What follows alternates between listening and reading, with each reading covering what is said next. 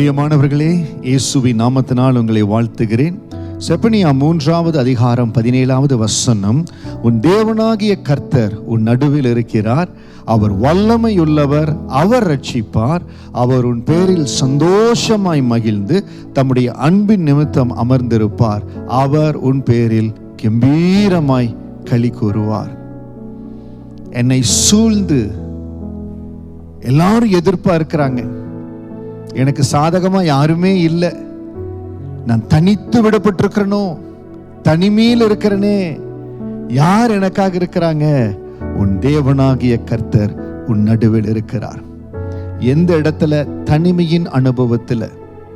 எனக்கு யாருமே ஒத்தாசை இல்லையே, நான் எப்படி இந்த காரியத்தை செய்ய போறேன்? எப்படி என் பிள்ளைகளை வளர்த்து ஆளாக்க போறேன்? அருமையான குடும்ப தலைவனே, தலைவி, ஒருவேளை கைவிடப்பட்ட சூழ்நிலையில பிள்ளைகளை உருவாக்கி அவர்களை தலையெடுக்க செய்யணும், ஆசீர்வாதமா கொண்டு வரணும், யாரு எனக்கு ஒத்தாசை கொடுக்க மாட்டேங்கிறீங்களே, கவலைப்படாதீங்க. உன் தேவனாகிய கர்த்தர் உன் நடுவில் இருக்கிறார், அவர் உங்களோடு கூட இருக்கிறார். அந்த பலத்த கரம் உங்களுக்காக அற்புதத்தை செய்யும். கர்த்தருடைய பராக்கிரம் செய்கிற வலது கரம் உங்களோடு கூட இருக்கிறது. ஒத்தாசை இல்லை நினைக்காதீங்க, உங்களுக்காக தேவன் ஒத்தாசை ஆயத்தப்படுத்தி இருக்கார். உங்கள் வழியில தேவ தூதர்களை கர்த்தர் ஆயத்தப்படுத்தி இருக்கிறார். உங்களுக்கு வேணுங்கிற சகாயத்தை தேவன் ஆயத்தப்படுத்தி இருக்கார். நீங்கள் நினைப்பதற்கு, நீங்கள் விரும்புவதற்கு அதிகமான காரியங்களை கர்த்தர் உங்க வாழ்க்கையில வைத்திருக்கிறார். ஒரு காரியத்தை மனதில் பிடித்து கொண்டு, என் தேவனாகிய கர்த்தர் என் நடுவில் இருக்கிறார், அவர் எனக்கு முன்பாக கடந்து போகிறார், அப்பா எனக்கு முன்பாக கடந்து போகிறார். மோசேக்கு முன்பாக ஆண்டவர் சொன்னார் பாருங்க, என் சமூகம் உனக்கு முன்பாக கடந்து போகும். அதே தேவனுடைய வார்த்தை இன்றைக்கு உங்களுக்காய் கடந்து வருகிறது. அவருடைய சமூகம் உங்களுக்கு முன்பாக கடந்து போகிறது. நீங்க போக வேண்டிய புதிய இடத்துல, நீங்க ஆரம்பிக்க வேண்டிய புதிய காரியத்துல தைரியமா ஆரம்பிங்க. அவர் சமூகம் உங்களுக்கு முன்பாக கடந்து போகிறது.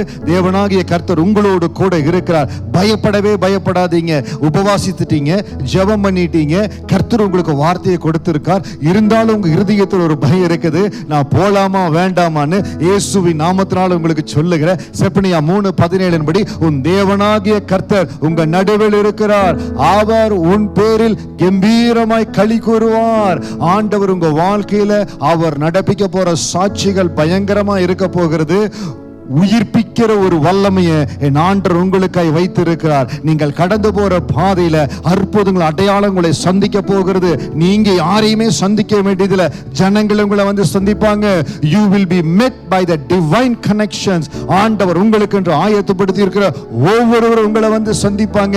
எலியேசருக்கு ஆண்டவர் கொடுத்த சகாயத்தை உங்களுக்கு கொடுக்கிறார். சகோதரனே, நீங்க தேடி போகிற வரன் உங்களுக்கு முன்பாக கடந்து வரும். உன் தேவனாகிய கர்த்தர் உன் நடுவில் இருக்கிறார், பெரிய காரியங்களை செய்வார். சந்தோஷமாய் கர்த்தரை மகிமைப்படுத்துங்க, துதியுங்க. பெரிய காரியங்களுக்கு சொந்தக்காரராய் கர்த்தர் உங்களை மாற்றுவார்.